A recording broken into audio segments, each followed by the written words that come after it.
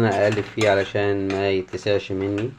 بقلب فيه كده علشان هو يتحمر فيه معلقتين الزيت دول، ولو اي تعريقة مية فيه يشربها ويبدأ ان هو يفشر ويفلفل معايا. هفضل اقلب فيه كده يا جماعة طول ما هو على النار بمعلقتين الزيت وشوية الملح لحد ما يفلفل معايا.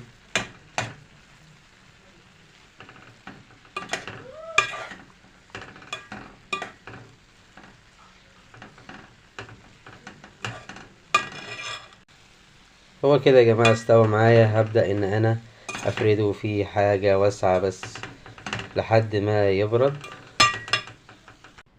انا كده يا جماعة فردته اهوت في حاجة واسعة معايا في طبق واسع.